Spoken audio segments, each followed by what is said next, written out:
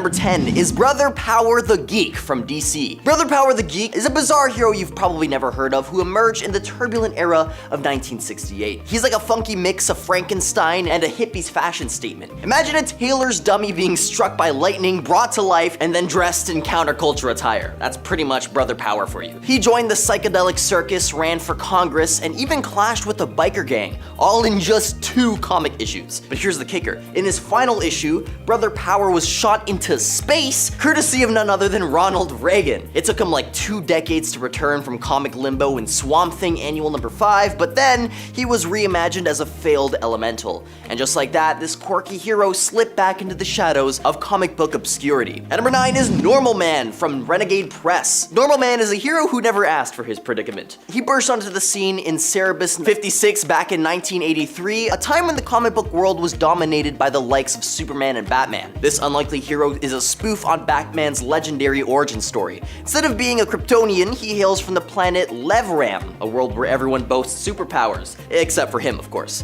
Norm L was the odd one out, the lone powerless guy on a planet teeming with extraordinary abilities. But rather than wallow in self-pity, Normal Man embraced his role, embarking on adventures alongside characters like Captain Everything. Normal Man might not have a blockbuster movie franchise or a fancy costume, but his story is a testament to the power of embracing your uniqueness, even in a world where everyone else seems superhuman. If you're enjoying this video so far, please support the channel by pressing like, subscribing to Top 10 Nerd, and ringing that notification bell, all of which are free. At number 8 is Skate Man from Pacific Comics. Skate Man is a roller derby hero with a tragic twist, one of those hidden gems in the world of comics. Created in the 80s by Neil Adams, this character's story is a roller coaster of emotions. Billy Moon, a Vietnam vet turned roller coaster derby sensation, accidentally takes out his friend Jack during a match. This tragic accident sends him down a dark path as he learns that it wasn't just a freak accident, it was orchestrated by a ruthless biker gang targeting his girlfriend. Moon's transformation into Skate Man, complete with a colorful scarf and roller skates, adds a unique layer to the superhero archetype. This one-shot wonder may not be a household name, but his gripping story and distinctive persona make him a noteworthy addition to the pantheon of lesser-known superheroes. At number 7 is Super Teens from Archie Comics. Archie Comics, the beloved home of the Riverdale's iconic gang, that actually gave birth to some truly unheard of superheroes.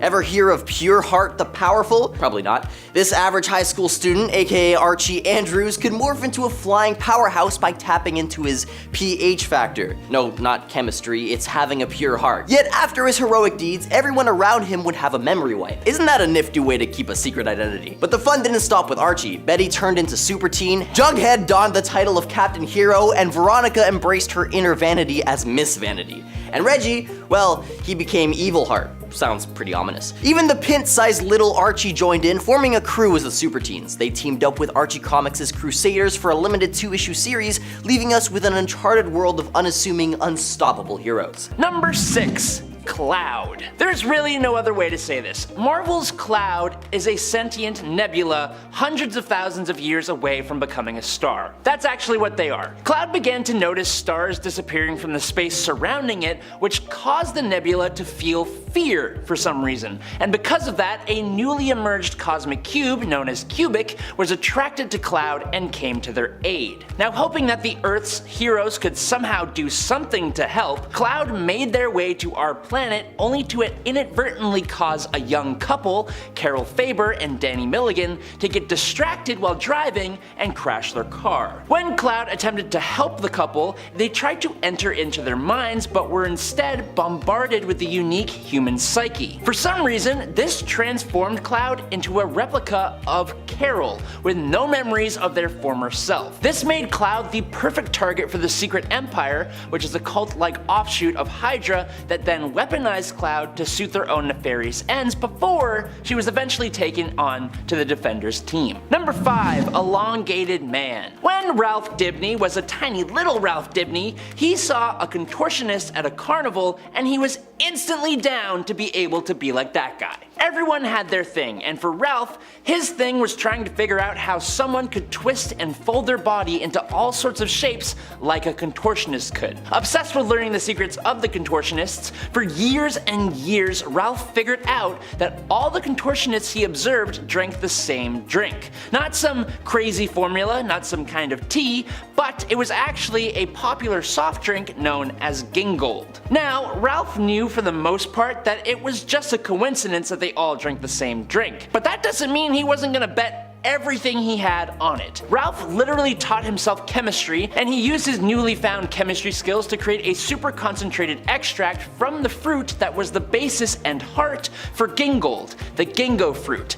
And what do you know? The super concentrated extract allowed him to make any part of his body stretch to a ridiculous degree. What's that, I hear you say? Why yes, this does make no sense. Number 4, Flex Mentalo. The Doom Patrol is a unique team to say the least. Their whole thing is that their powers are weird enough that they were shunned, made fun of, etc, etc, and so they pulled together to make their own team. A bunch of them could make this list, but the one member who I think deserves to make it onto this list is Flex Mentalo. He first appeared in Doom Patrol Volume 2, number 35 in 1990, and was essentially created by another metahuman by the name of Wallace Sage. Wallace has the ability to take any drawing he makes and turn it into real life. With that power, he created Flex. Now, Flex himself was given the mysterious and kind of hilarious power of muscle mystery, which allows him to alter reality by flexing different muscles. For example, flexing his Scalenus minimus, Flex has the ability to survive in the vacuum of space for an extended amount of time. His other powers include enhanced senses, mind control, precognition, reality alteration, superhuman durability, superhuman strength, and telepathy, all by flexing different muscles. Number 3, Puck. The Alpha Flight member known as Puck was at one point literally just a little person who pushed himself to turn his body into an almost perfect physical specimen, able to lift hundreds of pounds and fight as well as his fellow Alpha Flighters. But this was before his Alpha Flight days. He had tons of adventures and his pretty basic but mysterious backstory added to his likability. Now the dumb part came much later on when it was revealed that Puck was actually much older than he seemed and was not actually born as a little person. Apparently, Puck used to be 7 feet tall and was a mercenary and adventurer who was born near the start of the 20th century. As a merc, he was hired to steal the Black Blade of Baghdad, and he totally did it, but then it unleashed an ancient magical being known as Black Razor. In order to defeat Black Razor, Puck sucked him into his own body, becoming immortal in the process, but also losing half of his height and being trapped in the form of a little person. Why? I don't know. Number 2, Wizard. Bob Frank and his father Emil were traveling through Africa when they both unfortunately came down with an extremely deadly illness. Now, needing a transfusion in order to save their lives, Emil made it a mission to find someone who would be willing to help them and to save Bob's life. Apparently, there was absolutely no one who could help them out. But then, to make matters so much more worse, Bob also got bitten by a very deadly cobra. Bob was not having a good go of things here, and when that happened, a mongoose then just happened to show up and it introduced that snake to the afterlife. Now of course, this must have been a sign, and Emil had the bright idea to use this mongoose for the blood transfusion to save his own son's life. Don't worry about how a mongoose and a human are completely different, he was going to save his son's life.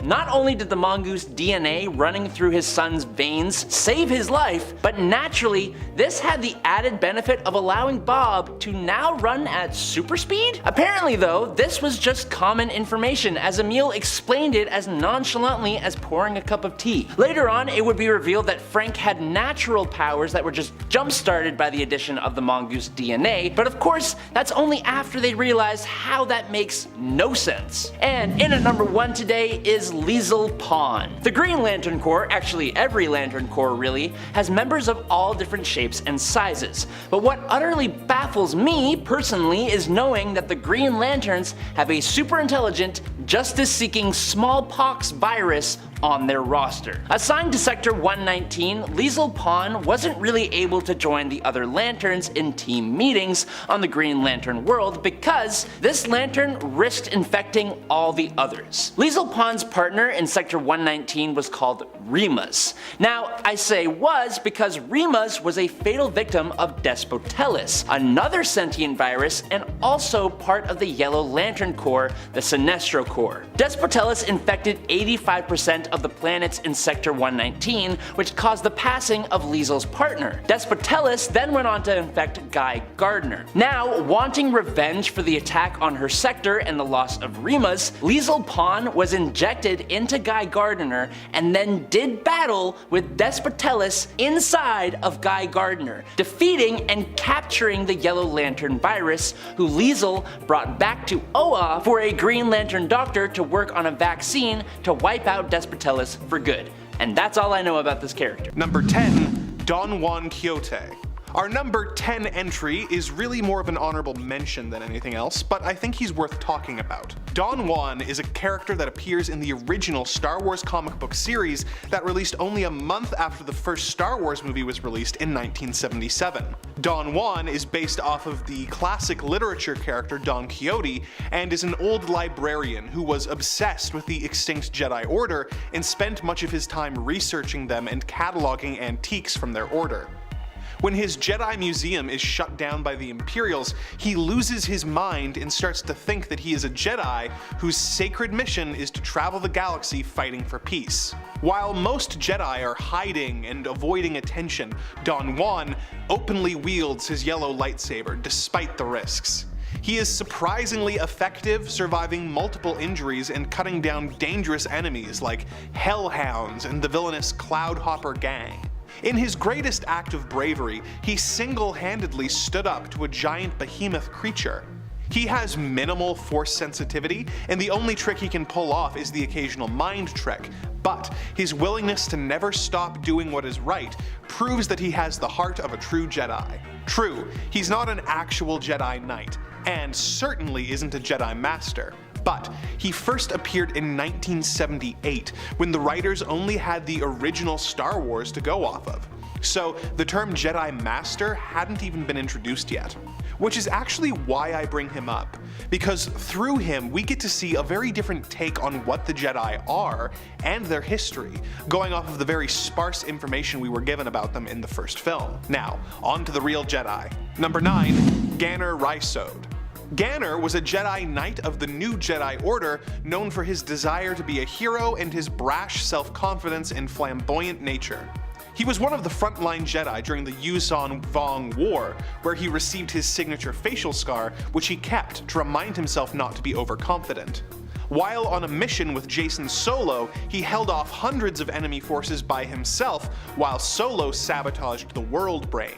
He was slain in the end due to being hilariously outnumbered, and never lived long enough to be an official Jedi Master, but his epic final battle did result in him becoming a legendary and invincible figure in the folklore of the enemy races, known as the Ganner. This is so impressive that I had to include him, despite him technically only being a Jedi Knight. So in other words, he's on this list, but we do not grant him the rank of Master. Which is outrageous. It's unfair. The rest of the Jedi on this list are full-on Jedi Masters. And before you start whining about how the list is about unstoppable Jedi, yet some of the featured Jedi get killed, it's a figure of speech. And if you want to get really pedantic, when Jedi die, they become one with the Force, so really, none of them are ever truly stopped, as they continue on in some form. Moving on. Number 8, Aarid Hat. Aarid was the son of an ex-Jedi Knight named Aarid Hat, who had exiled himself to Tatooine and became a Tusken warlord. Aarid was trained by his father in the ways of the Jedi independently from the original order, as well as the ways of the Sand People who had adopted them. When he was 15, he slayed a crate dragon, and once his father was slain by the bounty hunter Aurra Sing, he joined the Jedi Order and was trained by Ki-Adi-Mundi and Anya Kuro. Despite being a human, he was known for wearing traditional Tusken face coverings and wielded 2 green lightsabers, his own and his late father's. He eventually became a Jedi Knight and was a fierce and cunning warrior during the Clone Wars. He was paired up with Anakin Skywalker, which was awkward due to Anakin's experience with the Sand People in Attack of the Clones. Anakin vented his frustrations by pretending that his enemies in a battle were Sand People and brutally cutting them down.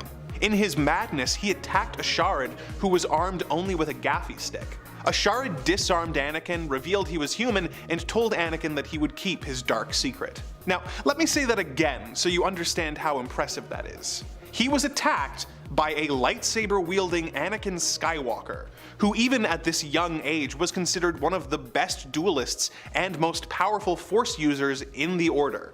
He had a stick, and he defeated and disarmed Anakin.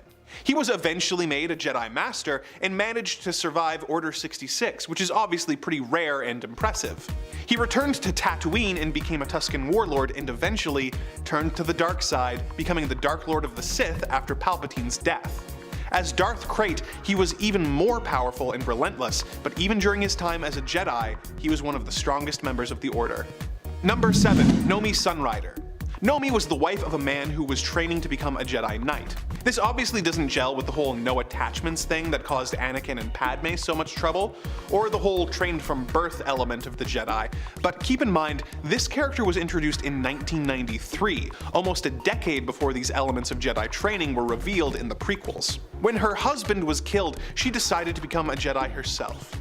She was essential in ending the Freedon Nad uprising on Onderon, and was one of the many Jedi to fight in the Great Sith War against Exar Kun. When fighting Exar's apprentice Kale Droma, she used the Force to sever his connection to the Force, thus ending the war.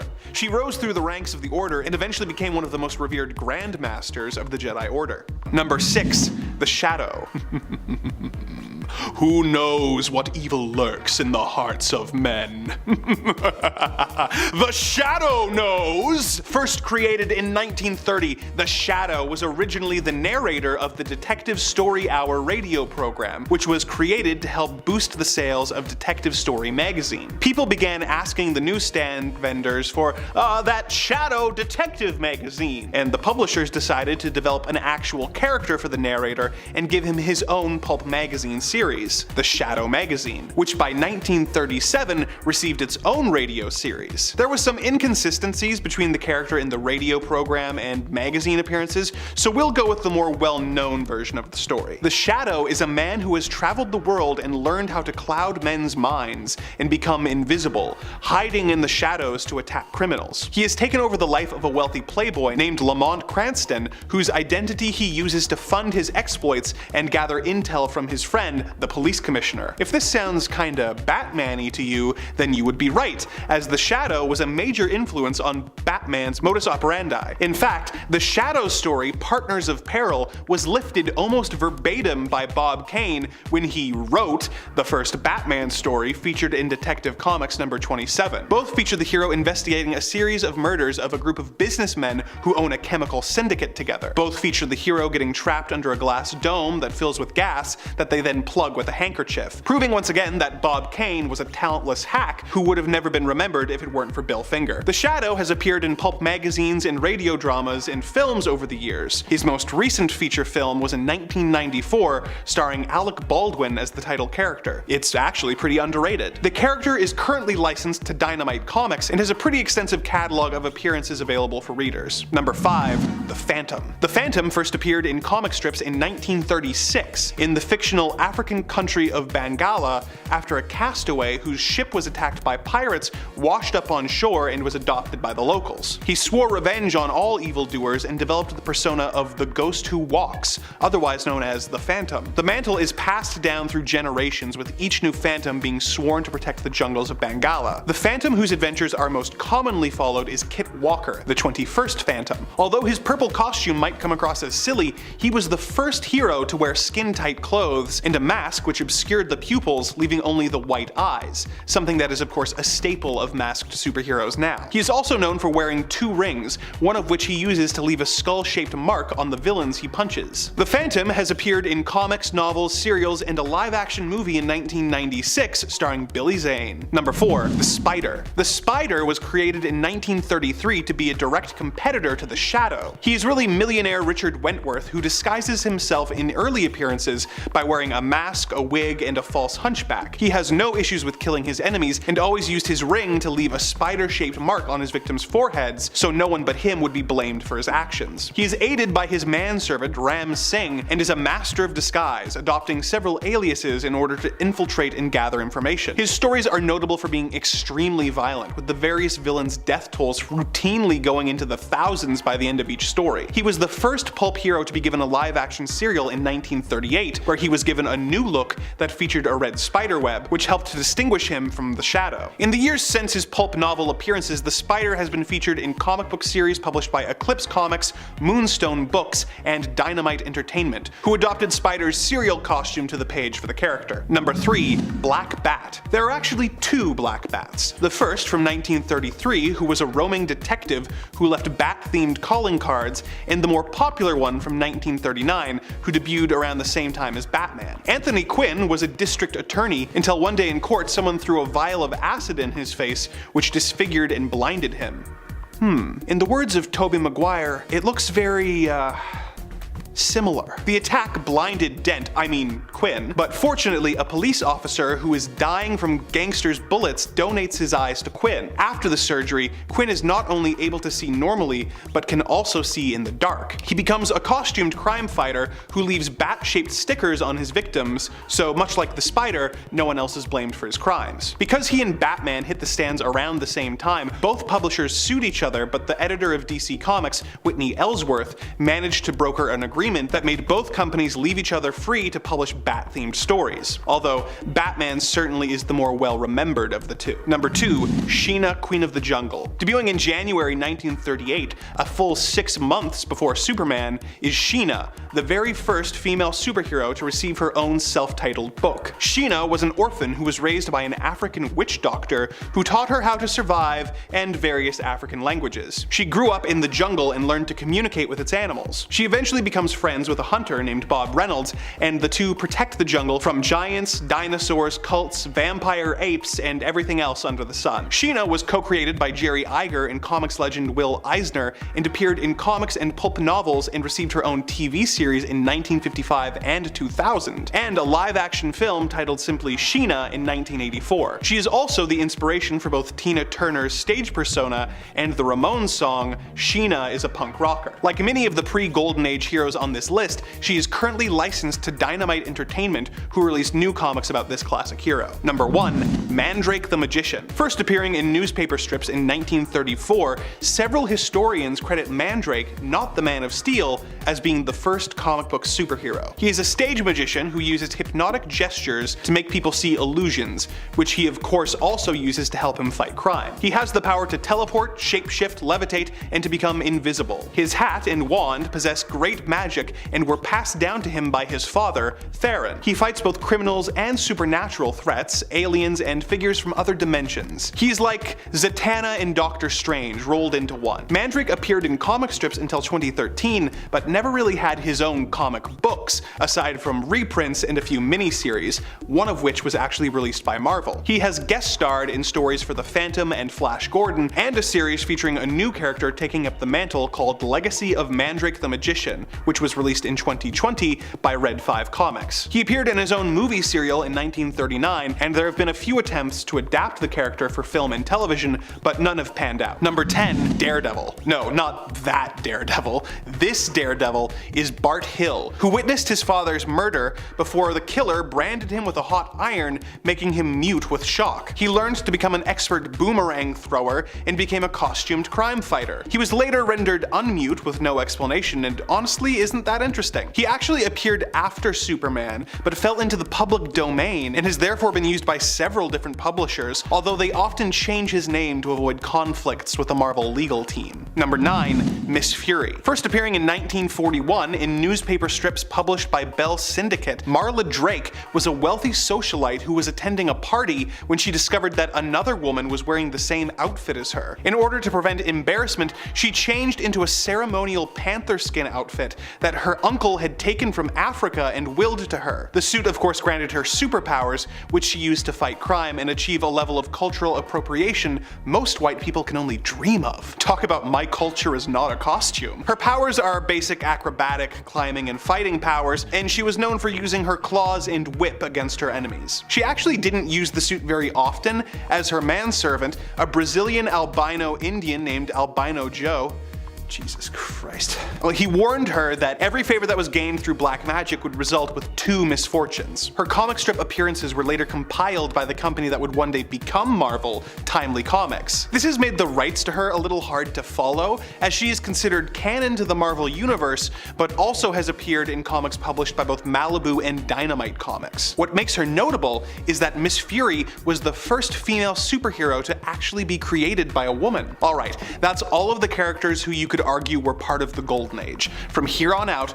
all of the entries were created before Superman first appeared in June 1938. Number 8. Doc Savage. Doc Savage, the Man of Bronze, first appeared in Doc Savage magazine number 1 in 1933, 5 whole years before Superman. He appeared in pulp magazines, which would tell the stories of the character in prose with some illustrations, rather than in a purely visual medium as comics would end up doing later. In 2016, Stan Lee actually went on record as saying that Doc Savage was the forerunner to modern superheroes as we know them. Doc Savage's story is that his father assembled a group of scientists who were all experts in their fields to train his son almost from birth to make him a perfect human specimen who is at peak human condition and is a master martial artist and scientist, physician, inventor, explorer, and detective. He was raised in the jungle where he received a really intense tan, earning him the nickname the Man of Bronze. After his father was killed, he decided to devote himself to fighting crime, traveling the world and battling criminals. He is extremely rich and has a base in the Arctic that he calls the Fortress of Solitude. He is aided by a team of friends known as the Fabulous Five,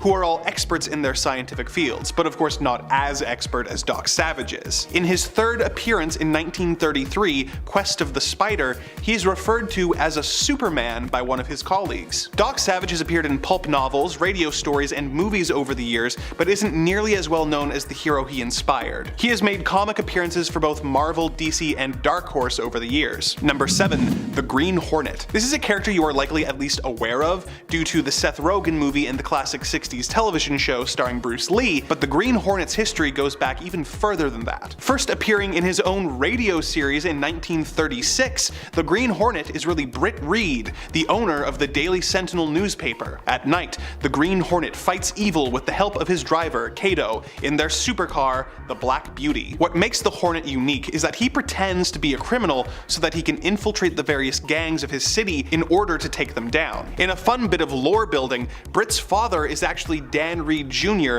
the nephew of the Lone Ranger. The Green Hornet made the jump from radio to the big screen in 1940, appearing in 2 serials, The Green Hornet and The Green Hornet Strikes Again. He appeared from time to time in his own comic book series, which adapted his radio stories, but his most iconic appearance was in the 1966 television show, which starred Van Williams as the Hornet and Bruce Lee as Kato. The show was made by the same team who made the 60s Batman show, but employed a more serious tone than the campy Batman show. It lasted for 1 season, but has managed to stay in the public consciousness, being the main inspiration for the 2011 film. The license for Green Hornet comics is currently with Dynamite Comics, who have taken him back to his Depression-era roots. If you want to familiarize yourself with the Hornet's sting, might I recommend Chuck Wagner's Green Hornet Year 1. At number 6 is Super Hiip from DC Comics. Super Hiip isn't your average superhero. I mean, we're talking about Bob Hope's nephew who, when he gets a bit cheesed off, transforms into a groovy superhero, which they call Super Hiip. And he rocked the latest Carnaby Street fashion. It's like the ultimate blend of teenage rebellion and superhero shenanigans. But that's not all. Super Hiip went to Benedict Arnold High School, where the teachers were inspired by classic Universal Studios monsters, talking Dracula and Frankenstein vibes right in the classroom. So the next time you're pondering who the coolest unheard of superheroes are, don't forget to give Super Hiip a nod. At number 5 is Stingray from Marvel. Stingray is a Marvel Comics superhero, but he's a bit like the unsung hero of the Deep Blue Sea. Picture an oceanographer turned tech genius with a vision to create a utopian underwater city. Ever heard of Rapture? That's Walter Newell for you. He whipped up a slick suit that lets him explore the ocean's depths, and voila, Stingray was born. Now you might not have heard much about him because he often plays the role of a supporting character. He's actually teamed up with heavy hitters hitters like Namor, the Avengers, and the 50 State Initiative. But here's the kicker. Despite being around for half a century, he's only shown up in fewer than 200 comics. It's like having a superstar status, but hanging out backstage. If Stingray ever made a splash in the MCU, he could definitely be the oceanic hero we never knew we needed. At number 4 is Ultra the Multi-Alien. Ultra the Multi-Alien is an obscure gem from DC Comics. Imagine you're just a regular space traveler minding your business, and then suddenly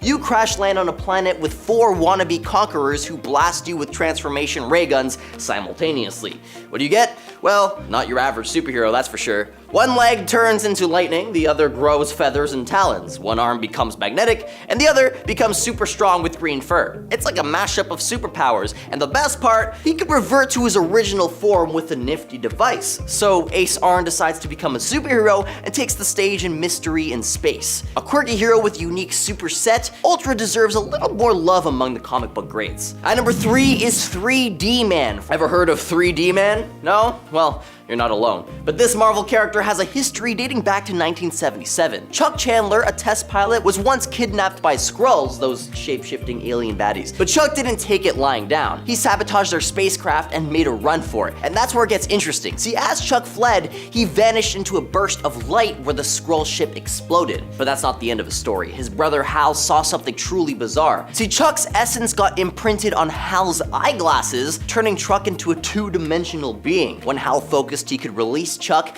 and they'd merge into a superhuman powerhouse with triple the strength, speed, and stamina of your average Joe. Now, 3D Man might not be on everyone's radar, but the legacy lives on through a character named Triathlon, who even joined the Avengers. Some obscure superheroes are hiding out there in a Marvel universe, sometimes hiding in plain sight. At number 2 is 2 Pew Pew Kid from Marvel. Ever hear of the 2 Kid? The 2 Pew Pew Kid? No, well, you're not alone. This unsung Marvel hero might not be as flashy as Iron Man or as powerful as Thor, but he's got a unique charm of his own. Matt Hawks started his life as a Harvard lawyer in the 1800s, but destiny took him to a small town where he trained under a legendary slinger. When he was all trained up, he donned the iconic cowboy hat and became the infamous cowboy, making his debut in 1962. What sets him apart is his time-traveling escapades, though. He's been zipping back and forth between the past and the present, even at one point lending a hand to the Avengers. Despite his long history, he's been overshadowed by the big names, with his appearances being sporadic outside the 70s. But don't underestimate the Pew Pew Kid, because he's one of Marvel's unsung heroes. At number 1 is Bullet Man and Bullet Girl from Fawcett Comics. Have you ever heard of Bullet Man and Bullet Girl?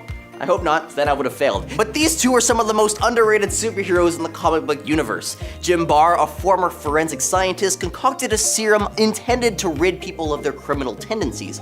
However, when he tested it on himself, he found himself supercharged with enhanced strength and intellect. Just like that, he became Bullet Man. Sporting a nifty gravity-regulating helmet, Bullet Man could soar through the skies. And now to be outdone, his girlfriend, and later wife, Suzanne Kent, donned a costume of her own, joining the ranks as Bullet Girls. These two lovebirds fought crime together, and their adventure started back in 1940, but sadly they disappeared a decade later. DC Comics later breathed new life into these heroes by licensing them in the 70s. They all became a part of the Marvel family, the All-Star Squadron, and the 7 Soldiers of Victory, cementing their place in the superhero pantheon. So the next time you're chatting about superheroes, don't forget to mention Bullet Man and Bullet Girl, because they might not be the most famous, but they definitely are super. Number 10, Fantasma. Not her official name by any stretch, especially considering she isn't even technically a canon character yet, or even a confirmed variant of any kind. Who are we talking about here then? Fantasma was the name given to the Ghost Rider Champion's variant cover character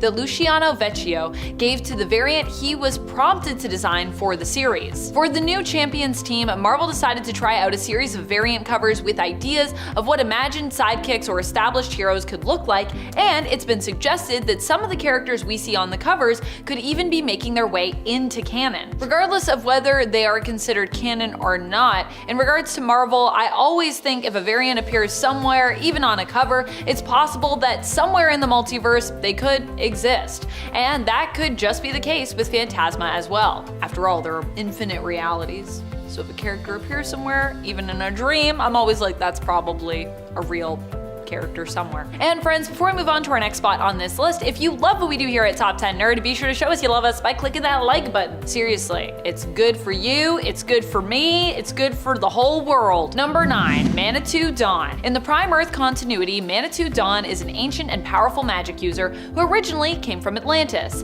After Atlantis sank, she was one of the few who survived this event and migrated, coming to America. She would end up being one of the people to establish the Native American Apache tribe. It was revealed during the events of the second volume of Justice League Dark that during her life, at one point she was approached by and marked by Hecate, being one of the chosen few to bear her witch mark, symbolizing that Hecate had stored some of her power within Manitu Dawn. Number 8, Jennifer Kale. I feel like Jennifer Kale has come a long way since her humble origins in Fear issue number 11 from 1972. There, she was basically a side character, a kind of kid companion to Marvel's Man-Thing. In fact, she reminds me of another story featuring DC's Swamp Thing, where he saved a little girl only to later find out that she was actually possessed by a demon, after going on some adventures with her. Took a while. But I digress. Who is Jennifer Kale? Well, she is attached to the prophetic cult originally of the sunken city of Atlantis before it sank, another Atlantis tie-in, known as the Cult of Zered-Na. Her grandfather, Joshua Kale, ended up as the leader of the cult in the modern age, guarding their sacred texts. However, when his teenage daughter Jennifer visited and she was interested in witchcraft, she used one of his books to summon a demon. Fortunately, the Man-Thing came along and saved her from Thog, the demon she had summoned. And it was through this initial adventure that it was discovered that Jennifer had established a psychic link with Man-Thing. As a result of this adventure, Jennifer ends up being trained by Takim, once a pupil of the Zered-Na, and has continued to be a strong and magical presence in the comics. Although every now and then she flips between kind of being a powerful witch and settling down into a normal life, or at least trying to. Number 7, Tim Hunter. Tim Hunter has the potential to be the most powerful magic user in all of DC, but most wouldn't know that because he's not their most popular or well-known character. Timothy Hunter made his first appearance in the Books of Magic issue number 1 in 1990. This means that although he bears a resemblance to J.K. Rowling's magical boy Harry Potter in terms of his appearance and in terms of his origin as a child of destiny, he actually greatly predates Potter. So while some might compare the two, it would actually be more accurate to suggest that Hunter may have inspired Potter and not the other way around. Tim Hunter was created by Neil Gaiman and John Bolton. He has many contradictory origin stories that are basically all in part true, and he's destined to become Earth's greatest magic user. Number 6, Saba Sabatine. Saba was a Barabel who was trained to be a Jedi Knight on her home planet independently of the new Jedi Order. She trained several Padawans on her own planet, which were known as the Wild Knights. When the Yuuzhan Vong War broke out, she took her forces and joined Luke Skywalker's Jedi Order, being one of the most essential players in the conflict. At the war's conclusion, she was made a Jedi Master. During the Dark Nest Crisis, she successfully dueled a Sith, which although Obi-Wan would claim that Sith Lords are Jedi's speciality, this is statistically extremely untrue, with only the most capable Jedi being able to go toe-to-toe with a true Sith. She was the one who trained Leia as a Jedi before joining the Jedi High Council. She was a key warrior in the Second Galactic Civil War, when anti-Jedi sentiment, fostered by Galactic Alliance Chief of State Nasari Dalla, caused Luke to be exiled. Saba became the new Grand Master of the Order, deposing the Grand Master Dalla had installed. She then led a coup against the corrupt Chief of State. After this, Luke took the Order back and Saba was made one of the Triumvirate, the group that replaced the position of Chief of State in the Galactic Alliance. She also personally defeated one of the avatars of the dark side entity Abeloth, helping Luke save the galaxy yet again. Number 5, Satele Shan. Satele Shan is the descendant of the lead characters of my favorite Star Wars story, Knights of the Old Republic, Revan and Bastila Shan. Being descended from some of the goats, she is naturally an extremely powerful Jedi of the Old Republic era, leading both Jedi and Republic forces during the Great Galactic War, with her arrival turning the tide of the Battle of Alderaan. She is an extremely skilled duelist, having defeated the Sith Lord Darth Malgus. She was called by the Force on an odyssey across the galaxy, which led her to discovering the long-lost Jedi Order homeworld of Tython. For achieving this, she was named the new Grand Master of the Jedi Order. She led Republic forces to victory against the Sith Emperor, who planned to end all life in the galaxy, and later actually teamed up with Darth Mar in order to defeat the fanatical cult that had been inspired by and was now being led by the spirit of her ancestor, Darth Revan. Number 4, Kip Duren. Kip Duren was one of the first students of Luke Skywalker's Jedi Order, outpacing his fellow Padawans in a matter of weeks when he began his training relatively late. He became hungry for the knowledge of the Force and was possessed by the ghost of the Sith Lord Exar Kun, who boosted his powers to be able to defeat Luke. He went on a rampage against surviving Imperials using the doomsday weapon the Sun Crusher. His position was ended with Luke's help, and he began a quest for redemption that made him one of Luke's best pupils and one of the first Jedi Masters of the New Order. Against Skywalker's wishes, he led the Jedi to war against the threat of the Yuuzhan Vong in the near-apocalyptic war for the fate of the galaxy, which he saw through to victory before becoming one of Luke's leading advisors on the Jedi High Council. He was also a key player in the Second Galactic Civil War when Darth Caedus took control of the government. Kip was one of the strongest Jedi in the history of the Order and was Luke's prize student, with some believing he was even more powerful than Luke himself. Number 3. Meetra Surik. This is a Jedi Master you actually might be more familiar with than you realize. In Knights of the Old Republic 2, you play as a character known as the Jedi Exile. The race, gender, and name of the character are determined by the player in the context of the game, but canonically, this character is Meetra Surik. Meetra was a Jedi Knight who followed Revan to battle during the Mandalorian Wars, eventually becoming a general. Her actions at the Battle of Malachor V ended the war in the Republic's favor, but resulted in the deaths of many soldiers on both sides of the conflict. She was expelled from the Jedi Order, but eventually returned during the Dark Wars and defeated 3 Sith Lords, Darth Nihilus, Darth Sion, and Darth Traya. She reformed the Jedi Order and was given the rank of Jedi Master. After this, Meetra left in search of the long-missing Revan to help him defeat the Sith Emperor, who was planning an invasion. They attacked the Emperor, but were betrayed by their ally, Lord Scourge, resulting in her death. Despite this, she continued to help the Republic cause, keeping Revan company as a Force spirit while he was kept in stasis for years, and leading other Jedi Knights to rescue him and help him defeat the Emperor before she left to become one with the Force. So, my point is that Meetra can be killed, but she can't be stopped. Number 2. Lord Hoth. Remember during Phantom Menace when Qui-Gon Jinn is telling the Council that he thinks Darth Maul is a Sith Lord, and they all scoff at the idea, saying that the Sith have been extinct for almost 1,000 years? Well, the reason they were extinct for almost 1,000 years was the Jedi Master known as Lord Hoth. Hoth joined the Jedi Order with the explicit goal of single-handedly ending the Sith threat, and he didn't let anything stop him from achieving this. He became the Battle Master of the Jedi Temple, as well as the Supreme Commander of the Republic military. He led his forces against the Sith Lord Skir Khan during the New Sith Wars, surviving harsh conditions, low supplies, and the dwindling morale of his forces. When he discovered that the Sith was planning on unleashing the dark side power known as a thought bomb to end the lives of everyone rather than face defeat, Hoth confronted him and sacrificed himself. He died, but he accomplished his goal, and the Sith didn't return for almost 1,000 years, ensuring centuries of peace for the galaxy. Number 1. Coleman Tabor. Coleman Tabor was a Verk from the planet Sembla, who was considered one of the greatest Jedi of the Republic era. He had considerable diplomatic abilities and was known for his ability to peacefully settle interplanetary disputes without ever drawing his lightsaber. Due to his species having 360-degree vision, he was also one of the Order's best lightsaber combatants. When Chancellor Palpatine was almost assassinated by a group of assassin droids, he and Shaak Ti took out all of the droids without being scathed. He was made a Jedi Master and member of the Council after the death of Yarael Poof. During the Battle of Geonosis, he defeated several Geonosians and battle droids and was able to use his impressive Force stealth powers to sneak up on Count Dooku and attack him.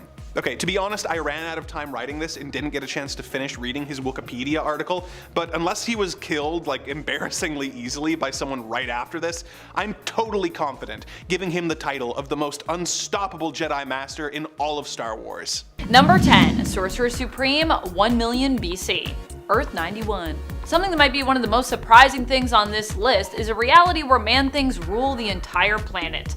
Their version of the 1 million BCE Avengers team is filled exclusively with, you guessed it, man-things as a result. One of these man-things is known as the Sorcerer Supreme on his planet in the reality we know as Earth 91. Unfortunately, we do not get to know too much about this version of man-thing, as he is killed by the Masters of Evil when they come to his reality in Avengers Forever issue number 5 from 2022. What we do know is that, like Dr. Stephen Strange and many other Sorcerer Supremes, this Man-Thing does seem to possess a cape, although it is a bit shorter than Strange's. His version of the Eye of Agamotto also seems to be something he wears inside his chest as opposed to on a chain or a necklace, implying that this eye is perhaps a part of him, or perhaps it's simply just his own third eye? And friends, before we move on to our next spot on this list, if you love what we do here at Top 10 Nerd, be sure to show us you love us by clicking that like button. Seriously, it helps us out, feeds the algorithm. We must all bow down to the algorithm. Number 9, Jack of Hearts. Jack of Hearts is an exciting character, considering he had not been seen for years in the comics, but recently he surprisingly resurfaced in She-Hulk. Why was this so surprising? Because the last time we saw him, he died. Also, the last time he saw Jennifer Walters, he was draining her gamma energy, which caused her great harm. However, when Jack of Hearts initially resurfaced, his powers were seemingly gone, meaning that he was no longer a threat to She-Hulk. With him going to Jen for help, the two became close and even fell for each other, becoming an item. However, Jack would later get his powers back, and this would once more drive a wedge between them. And just when I was starting to like them as a couple too.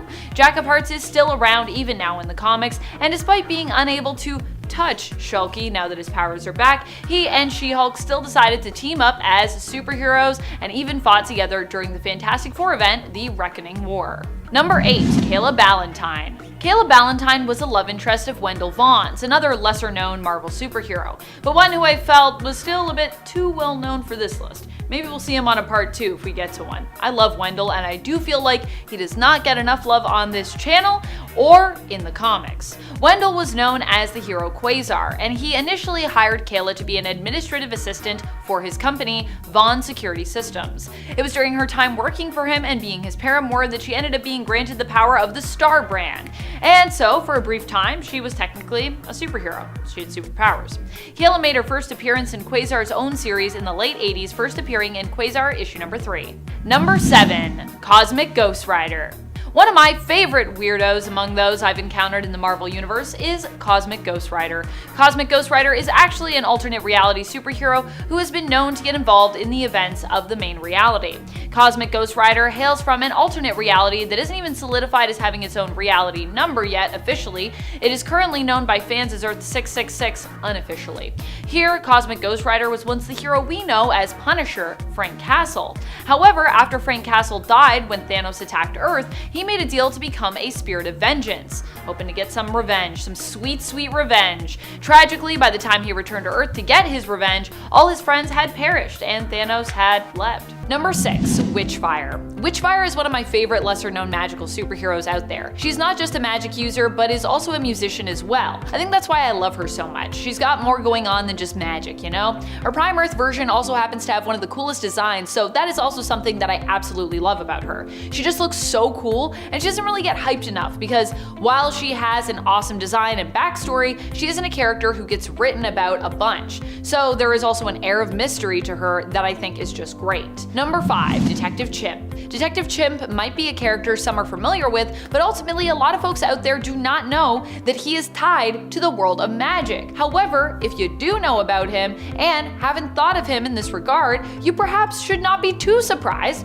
considering that he does get his intellect from a magical fountain, really, the Fountain of Youth. The Fountain of Youth gave Bobo not just an improved intellect, but also the ability to communicate with all animals, even gaining the ability to speak language so he could converse with humans as well, who, remember, are also technically animals. Detective Chimp, aka Bobo T. Chimpanzee, as he is also known, would go on to become one of the greatest detectives on Earth, even rivaling the detective skills of Batman. Hence why many people don't think of him as being a magically based superhero, but he is. He also has the Sword of Night, so I mean, like, this guy's, he's got a lot of ties to magic, weirdly. Number 4, Khalid Nazur. Khalid Nazur is lesser known than his uncle, Dr. Fate's Ken Nelson, but he is indeed also Dr. Fate, or one of the people to be known by that superhero name, I should say. Khalid takes up the mantle in his uncle's stead, or rather his great-uncle's stead, as Khalid is actually the Egyptian-American great-nephew to Ken Nelson. Khalid became a member of the Justice Society of America and was also part of the group known as the Justice League Dark, a magical and more secretive spin-off team from the the main Justice League superhero group. Khalid would become Dr. Fate at the behest of the Egyptian gods, who chose him to take up the mantle. Before this, Khalid was simply a med student living in New York City. However, after answering the call to become the new Dr. Fate, he becomes his great uncle's protege, studying under him. Number 3. Sister Grimm. Nico Minoru has a pretty tragic story, and while she's made a good number of appearances in the comics and is likely well loved and known by Runaways fans, folks who haven't checked out that series or the show based off of it likely won't be too familiar with her. That is to say, she isn't necessarily a household name, at least not yet. Nico has an interesting backstory. Like the other Runaways, she herself is a hero, but one who was born to a group of villains. Her parents were dark magic users, and upon her running away from them, they attempted to permanently defeat Nico upon catching up to her. However, Nico wouldn't be defeated so easily. It turned out she herself was a magic user too, and the staff of one her mother attempted to run her through with was actually instead absorbed by her body. It became something that she could then use. Trying to get rid of someone with a magical artifact doesn't always work, it turns out, especially if they're magical. Number 2. Amanda Sefton. Amanda Sefton is the adopted sister of mutant and X-Men member Nightcrawler. She is also one of Kurt's major love interests. Yeah, it's weird, it's complicated, but it's a thing. Amanda was actually an alias that she adopted when she went to investigate what her adopted brother, Kurt, was up to after the death of their other brother, Steven, was claimed to have been his fault. Undercover, Jermaine Zardos, which is her real name, became Amanda Sefton, and it was during this time that Kurt would actually fall for her, not recognizing that Amanda was his sister, Jermaine, at the time. Jermaine, or Amanda, as we more commonly know her now, is a powerful sorceress and has been an ally to the X-Men, also at one time belonging to their unofficial Muir Island team. Number 1. Scarlet Witch. No, not that Scarlet Witch. This Scarlet Witch. Natalia Maximoff is the mother of Wanda Maximoff, but many people don't think about her or even know of her because Wanda's origins are so convoluted and complex. When most people think of Scarlet Witch, they think of her and her brother Quicksilver as the mysterious children of Magneto. However, this was later retconned in the comics, and it was revealed that her birth parents were actually Natalia, the Scarlet Witch, and an unnamed man, known only as the Scarlet Warlock. In attempting to rescue her children from being kidnapped by the High Evolutionary, Natalia perished. Yeah, that's also a whole other thing. So Wanda now has a birth mother who is a magic user whom she inherited her powers from, as opposed to them really being a mutant in origin, especially because she's no longer a mutant either. Since her mutant genes were created to disguise that she and her brother were actually experimented on by the High Evolutionary. Why? I don't know. He's the High Evolutionary. He's weird, I guess. And coming in at number 10, Vanish. Image Comics seems to be going back to its gritty, magical roots with Vanish. Vanish follows Oliver Harrison. This chosen one peaked at the age of 14 when he took down the leader of the biggest threat to his universe in a mystical place called the Everkeep. Now, as an adult, this chosen one indulges in every vice he can,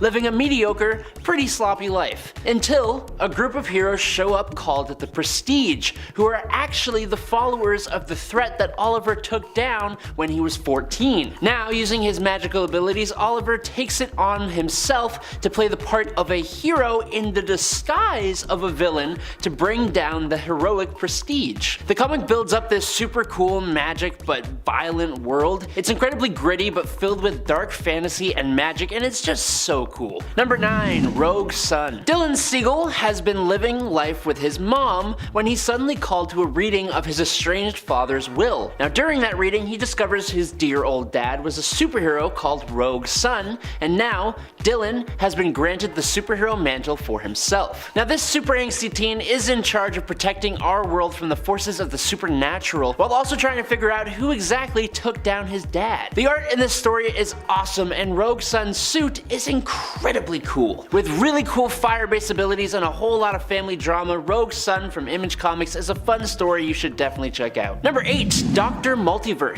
Alright, breaking away from Image Comics now and landing firmly in DC's territory, we have Maya Chamara, Dr. Multiverse. Dr. Multiverse is alone in the multiverse, meaning there is only one of her. Originating from Earth 8, Maya was bathed in cosmic energies and was granted the powers of the multiverse, which basically means that she's able to see variants and alternate versions of people living in different realities. She can see people and objects passing between dimensions, and she has the ability to locate and track anything she has come into contact with throughout the multiverse. She also has access to vast energy manipulation abilities, which let her fire blasts and create shields, but She can totally open up portals to other universes and send people back to their own universe. This former member of the Retaliators became part of the Justice League Incarnate, using her multiversal powers to help this multiversal team of heroes. She's like a DC version of Marvel's Captain Universe, Starbrand, and America Chavez all just mixed into one, and I think she's pretty alright. If you guys are enjoying this video so far, make sure you drop a like to let us know you want more videos similar to this one. Just one little click's all you gotta do.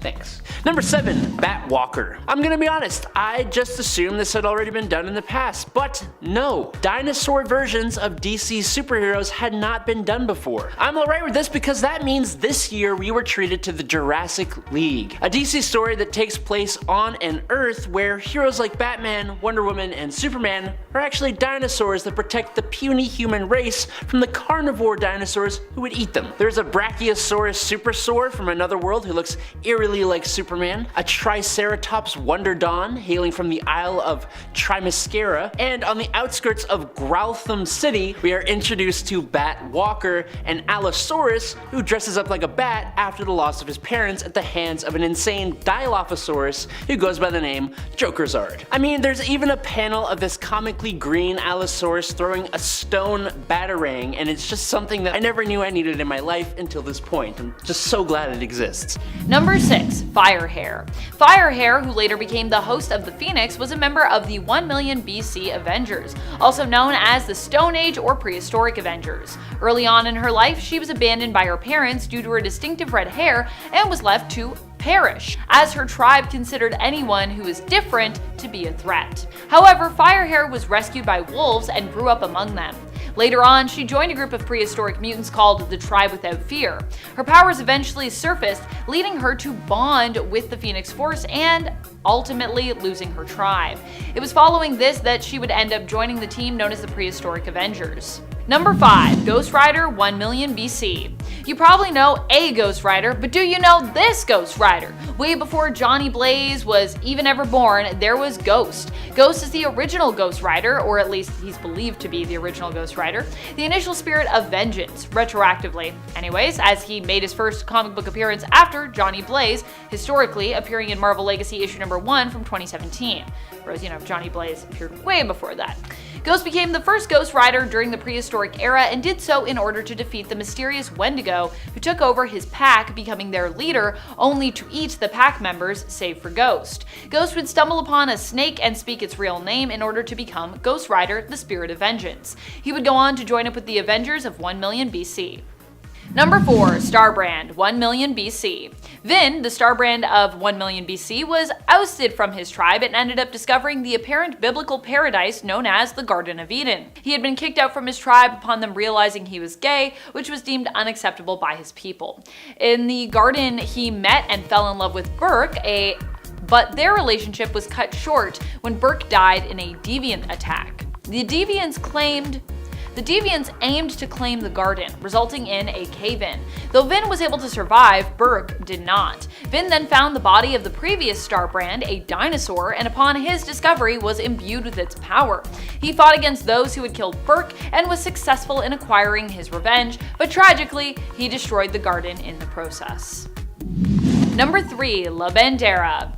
La Bandera is one of my all-time favorite lesser-known superheroes. She makes her debut appearance in issue number 19 of Wolverine. What does she get up to there? Well, of course she runs into Wolverine, and the two team up together, with her becoming like one of his younger female mutant sidekicks that he always develops and often always becomes fond of, acting as a mentor or father figure to them. Bandera is no exception to that rule. She herself is a mutant whose powers allow her to inspire those around her to fight against injustice. Basically, she is mob mentality made manifest, though usually using her ability to hurt a mob for good as opposed to ill.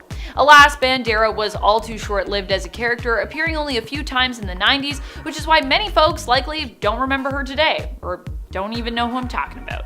Number 2, Phone Ranger. The Phone Ranger is about as weird as he sounds. Armed with alien space tech that can tap into any communication technology, A.G. Bell, the phone repairman, decided to become a superhero. While he may be a ridiculous-looking product of the 1980s, Phone Ranger actually also comes equipped with a bunch of communications technology, which also allows him to utilize and integrate with any other comms tech he comes across. Basically, he's like a spokesperson for phone tapping, trying to make the whole idea of it seem more heroic. In that regards, he's like a walking, talking propaganda telephone for the Cold War. Needless to say, Phone Ranger has only been featured in a few issues of Marvel Comics overall, and hasn't even been seen since the first superhero Civil War. Number 1. The Almighty Dollar. The Almighty Dollar is J. Pennington Pennypacker, a minor superhero who appears alongside his fellow heroes on the team, the Happy Campers. They likely get their name from the fact that they all received their powers while attending what Pennypacker thought was a self-esteem camp. In reality, the camp was actually a front for scientists looking to experiment with a device that would grant those exposed to it superpowers. After being exposed to the device, Pennypacker gained the ability to fire pennies from his wrists, which wouldn't be very useful today, especially in Canada, where pennies are also no longer in production at all. Also, in this economy where pennies are really pretty much just worthless, unless I guess you have like a whole truckload of them. But his powers did prove good enough to help him and his fellow campmates rise up and escape their captors. So there is that. Number 10. Tosen Odou. Tosen is such a cool character. Okay, so as a kid, Tosen Odou saw the way that Wakanda became a socially isolated nation who believed themselves superior and seemed to always attract war. The Marube, the tribe Tosen belongs to, began to separate a bit from the main Wakandan people. They hated the way Wakanda used vibranium for tech, so they instead found a way to refine the vibranium and flow with it. They gave themselves vibranium tattoos, and some in their tribe, who trained hard enough, could have the vibranium flow with them, granting them some pretty cool powers. It's like they harness the energy of vibranium and can use it to move extremely fast, or unleash vibranium energy blasts, or even seemingly grant himself a vibranium armor. Last thing I want to say is that the covers for the issues of this volume of Black Panther are just so cool. Definitely check it out. Number 9. Aleph Chernikov. Aleph Chernikov is a young mutant hero who appears in the Wolverine Patch flashback series by Larry Hama. This was a miniseries that came out earlier in 2022 and covered an untold tale from Patch's adventures in Madripoor back in the good old days. Here, Patch works to help 3 Russian mutants who have escaped their government, but have been tracked to Madripoor. Madripoor is military, royal armed guards, as well as S.H.I.E.L.D. and Russia themselves appear to be after the mutants, but Patch, Archie, and Tiger intervene in hopes of helping the 3. In the end they do, and among them is Aleph, the child of the other 2 mutants, David and Raisa. Aleph appears to be the main focus of everyone's efforts when it comes to hunting them down. They possess powerful healing abilities, psionic abilities, and possibly even the power to manipulate reality. But they're also a child, so of course everyone's like, we gotta protect this baby. Number 8. Bitewing. There's nothing that wins me over more than a puppy. But then DC goes and gives a puppy a 3-legged gray blue-eyed pitbull puppy and gives it to Nightwing, probably one of the best members of the Bat family. And then they go and give it the nickname of Bitewing. I literally teared up just typing this part because of the overload of adorable that I got while looking at this. Haley the dog was being chased and mistreated by some teenagers when Dick Grayson stepped in, rescued, and adopted her. Now, the first sidekick turned full-on hero in DC Comics has his very own super pet, especially after she was given a costume and the ability to speak from a 5th-dimensional imp. Now, she fights alongside Nightwing as Bitewing, and it's cute. It's very cute. Number 7. Escapade. I love Escapade, and I also love her BFF Morgan Red. While initially introduced as a criminal in the Marvel Voices Pride issue of this year, I think it's safe to say that Escapade and her friend Morgan and his genetically engineered flying turtle pal, Hibbert, will soon become a team of mutant heroes instead of anti-heroes. I mean, even if they are criminals who steal stuff, they really only try to steal stuff from the worst people, which makes them still pretty altruistic. Escapade is a trans mutant named Sheila Sexton, whose powers involve swapping places with whoever she decides to use her mutant powers on. This can be someone as low level as a random passerby, or someone as high level as another superpowered being who is about to defeat her, or even the President of the United States. So much potential for this power. Number 6. The Spirit of Variance, Vox Igni. Sean Cassidy is not a new character by any stretch of the imagination, but in Legion of X number 7 by Marvel, he does become something completely new. Sean was betrayed by Moira McTaggart, who stole his face so she could enter into Krakoa. So when he was brought back to life, he was rather upset. Now there's a whole thing going on as well with the character of Legion right now that I just can't get into, but essentially a character named Mother Righteous offers Legion a gift in the form of a certain kind of power. David Haller refuses this gift, but luckily for us, Sean Cassidy was there to take it instead. Making a deal with Mother Righteous, Cassidy was given, or I guess possessed by, a cast out spirit of vengeance called the Spirit of Variance. This transformed Banshee into a flaming skull version of himself named Vox Igni, which is the voice of fire, and if a name like that doesn't sound cool to you, then just look at this character. Good golly, he's awesome. Number 5, Bat Prince. Another alternate version of Batman, I know, but he belongs to probably one of my favorite alternate reality stories to come out of DC Comics, Dark Knights of Steel. This story takes place in a world of medieval fantasy where the Wayne family ruled their kingdom until the mother and father of Superman came to Earth. The L family house became rulers of the land after a horrible attack on the Wayne family. Now, as the surviving son of the Waynes, Bruce serves as both a knight and son to the L family, with his network of Robins and his brilliant mind. But as the world is at each other's throats in this story, this Bat Prince learns about the actions that led to his birth and the powers he now possesses as a half-Kryptonian Dark Knight. Dark Knights of Steel that came out this year in 2022 just has so many interesting and fresh takes on classic DC characters. It's fresh and fun, and I got a variant cover of the first issue and it looks so sweet. Maybe one day I'll let you guys see it. Maybe. But definitely read this story. Definitely do it. Number 4, Miracle Man. Miracle Man is also not a new character. In fact, Marvel's Miracle Man is one of comics' most dramatic publishing debacles, coming back from 1954. Decades of rights battles over the character meant that he kind of bounced around publishers and then disappeared from the pages of comics altogether for a long time. Which is why it seemed way too good to be true when Marvel announced in 2013 that it had acquired the rights to Miracle Man. Now, over the years, the company has attempted to bring the character back, but even more legal issues kind of stopped that from being able to happen. But luckily, starting in October 2022, Neil Gaiman finally continued the Silver Age arc that he had created for the character, with Marvel planning a number of other Miracle Man books. So now, after all this time, we get both one of the newest and kind of one of the oldest characters all wrapped up into one awesome Miracle Man, Marvel Man, Mickey Moran, whatever you want to call him, shaped package. Number 3, Abyss. Alright, before you jump on me in the comments, this isn't the villain Abyss. That guy was Lex Luthor's own evil Batman, who was honestly kinda cool, but he did not last very long. Abyss was defeated by Batman, who got some massive help from a Bodnesian police officer named Detective Kale, who helped Batman not only survive, but even forced Abyss to retreat after he had defeated most of Batman Incorporated, which led him straight into a defeat at the hands of the Dark Knight himself. Now, after Abyss had been defeated, Kaya found some of the villain's equipment and decided to hunt down the ones who had ended her parents' lives. There's a lot of parallels between Batman and the characters in and around him in the later issues of Batman Volume 3 that came out this year in 2022. Anyways, Batman offered to help Kaya, but in helping her, he also talked her into just arresting the criminals instead of doing what she was planning to do, which I'm sure you can imagine what that was. She wasn't brought into Batman Inc., but she is now another ally of Batman, and I hope she gets some more appearances in the comics from this point on because the costume's pretty cool. Number 2, the Joneses. How about a whole family of superheroes for this spot? And not just that, but also some social and political commentary wrapped up into it. That sounds like so much fun.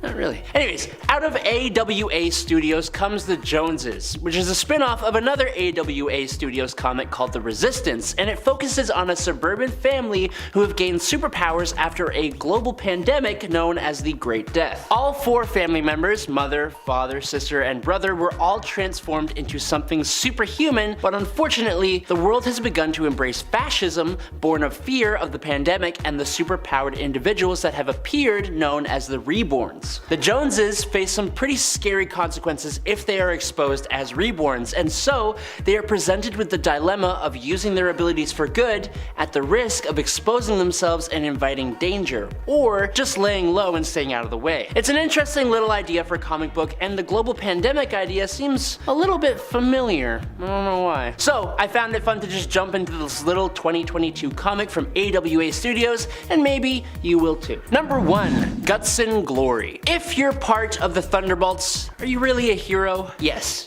you are. The problem for me and this list is that when Guts and Glory first appeared in Thunderbolts Volume 4 Number 1 from August 2022, we weren't really given much information on the guy, and we still haven't been really, which makes my job way harder. He was placed on Hawkeye's Thunderbolts team under the mayor of New York, Luke Cage. The only reason given for this character's introduction to the team was that apparently having a, quote, man of mystery would do wonders for the team's public relations. That's actually the reason. There's literally nothing else given about why he's here. He is a big stocky guy with cyborg body parts and an absolutely insane amount of weaponry, including a particle rupture laser, which I don't even want to imagine what that thing does to a person. It just sounds horrible. He also looks a bit like Cable, as he's a totally 90s cyber-inspired warrior, but just more military and not nearly as old as Cable, with absolutely no information about his backstory, again, or his training. Thank you. Thank you so much, Marvel. Please change this. Gutson is cool, okay?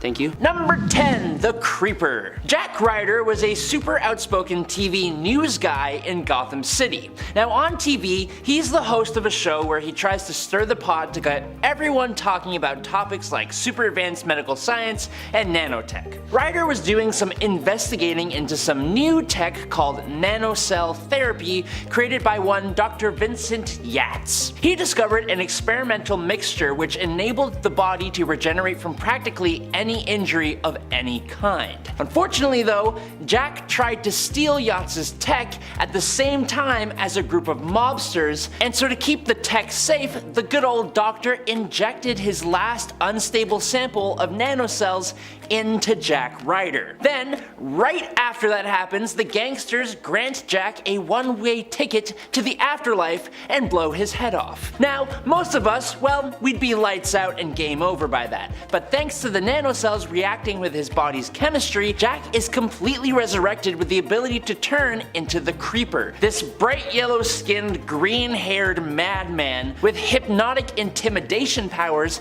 a pain-inducing laugh, and superhuman agility, strength, speed, stamina, and enhanced reflexes. Number 9. Ultra Boy. Ultra Boy, or as he is known in his civilian guise, Joe Na, possesses many of the same powers as Superboy, including superhuman speed, strength, flight, stamina, breath, vision, and invulnerability, which he gained from being swallowed by a massive space energy beast, which is essentially a giant space whale, hence the biblical Jonah name. While he was inside the energy beast's stomach, the radiation inside altered Jonah to give him superpowers. The only issue with Jonah, and it's a big one, is that he can only use one power at a time. This means that if he wants to fly through space at super speed, he must wear a spacesuit to survive in the cold vacuum, or when using his power for super strength, he is not invulnerable and can therefore get tired, feel muscular pain, or even pull a muscle. Jonah can switch these abilities almost instantly, but he needs to make the conscious choice to do so, which honestly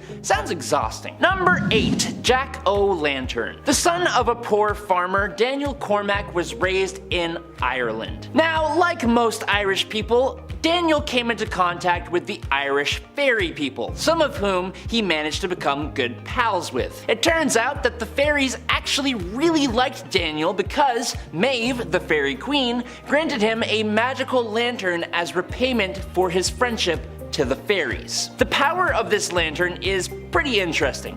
It slowly waxes until its peak at midnight and then slowly wanes until it's at its weakest at noon. With his lantern, Jack is able to fly, teleport himself or others, generate blasts of energy, create illusions, generate fog, change the size of enemies, and bind them inside the lantern. And he can also become superhumanly strong and durable. Using the lantern, he took up the identity of Jack-O-Lantern and became Ireland's premier superhero, eventually joining the Global Guardians, even getting 2 successors in the form of Marvin Noronha and eventually Liam McHugh. Number 7. The Red Bee. The Red Bee from DC Comics comes from a time in comic books and the superhero genre when superheroes were really just pulp vigilantes who had some kind of really minor edge over the criminals they would be thwarting. Rick Raleigh was the assistant to the district attorney, and with this look at the criminal justice system, he grew tired of seeing criminals escape justice either through technicalities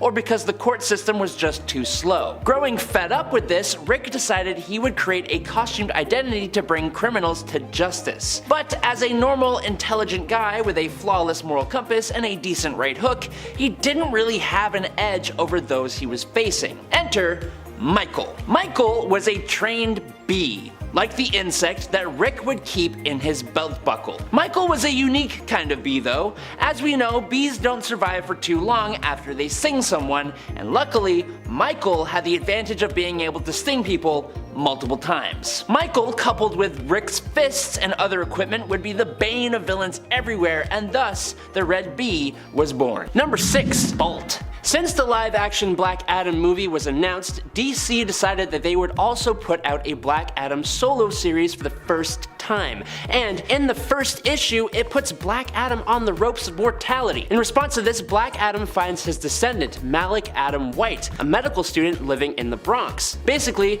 Black Adam just tells this guy he is going to succeed Black Adam and inherit his power, and then he forces him by having one of his people pop a cap in Malik, and the only way to save himself is to take Black Adam's ring and say Shazam. While Black Adam calls Malik White Adam, Malik gives a good little lecture about the inherent racism there. So he prefers to go by Thunderbolt or just straight up Bolt. From what I've read, I really like his character, and he is supposed to represent a sort of form of redemption for the character of Black Adam because, as they say in the comic, there is no true redemption for Black Adam. Not at this point, at least. Number 5. Amass.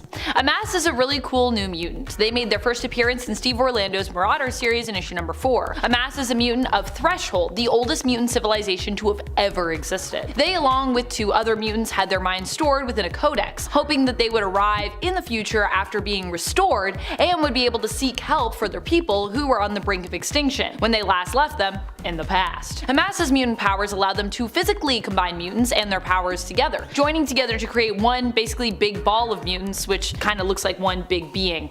Hence their mutant name of Amass. This appears to both psychologically and physically combine whichever mutants they choose with themselves, with their new combined form also possessing all the powers of said mutants, which I think is pretty nuts. Number 4. Grey Wolf. Of the characters I'm talking about on this list, my favorites are absolutely a 3-way tie between Tosen, Bitewing, and this guy, Grey Wolf. Okay, so Lex Luthor was running a crime-fighting experiment around the world trying to create a group of his own similar to Batman Incorporated, with the ultimate goal of creating Abyss, his own Batman. But then he abandoned all these projects that then went wild doing their own thing. So Batman Incorporated's international team, being led by Ghostmaker, go on a mission to bring them down in Batman 2022 Annual Volume 3 Number 1 from July. Their first mission is to Kazbek, Chechnya, to take on Grey Wolf. Grey Wolf was unleashed on the city to help its citizens who had been exposed to Lazarus resin that had made them all extremely violent. With Ghostmaker, he was able to cure the residents and join Batman Inc. as a good guy, but he displayed enough skill to best Dark Ranger, El Gaucho, and Batman of Japan in a 3-on-1 fight, and he beat Wingman 1-on-1. Also, he's like 7 feet tall minimum. Super cool. Number 3. Black Mist. Black Mist is a completely new character who who is not yet a member of Batman Incorporated, but who might end up becoming one in the future. She was actually one of my favorite characters to appear in Batman Inc. issue number 1 from 2022. Not only does she look like a badass, but she also seems to be wary of joining up with Batman Inc. Black Mist appears as a sort of consulting detective in issue number 1 of the 3rd volume of this series. We don't know much about her yet, but she seems to be working with Batman Incorporated to help them solve the mystery behind just who is killing all the teachers of Batman and Ghostmaker, and why and how this perpetrator is doing that. One thing we do know about Black Mist straight out of the gate is that she seems to have history with the Knight. The two recognize each other and are presented as friendly to one another. Number 2, Egro the Unbreakable. Okay, so this one definitely took me by a bit of a surprise. Coming out of the 2022 volume of Thunderbolts, specifically issue number 2, we are introduced to Egro. Egro is a super interesting little troll-looking monster who lives peacefully on Monster Isle. But you see, Egro heard of the monster exhibit at the Metropolitan Museum of Art in New York, so naturally he expected to go and see his own statue. He just had to make sure that it captured his true beauty. But what the heck? They didn't have a statue for Egro the Unbreakable? An insult like that could not fly, so he obviously had to destroy the other statues for the other monsters, which brought the Thunderbolts to fight him. Instead, after Egro punched Power Man through the roof with his big lava hands and incapacitated Persuasion with his telepathic abilities, which helped him learn English, he surrendered to America Chavez and explained the situation. Then, he was invited to join the team. Yay! Happy ending for the little steroid Yoda. Number 1, Nightmite. Just like Superman has Mr. Mxyzptlk and Batman has Batmite, Dick Grayson, the superhero known as Nightwing, now has his own imp superfan from the 5th dimension, Dixel, though Dixel prefers to be known as Nightmite. While it might seem strange to put an imp from the 5th dimension on a superhero list given, you know, some of their track records, Nightmite is genuinely well-meaning and helpful, unlike most other imps who are somewhat mischievous or just downright troublesome. Being an imp from the 5th dimension also means that Dixel can be super powerful, as he has magical, reality-bending, and warping powers. Nightmite made his first appearance very recently in the comics, as of the time of this recording, in issue number 98 of Nightwing, which was released in November of 2022.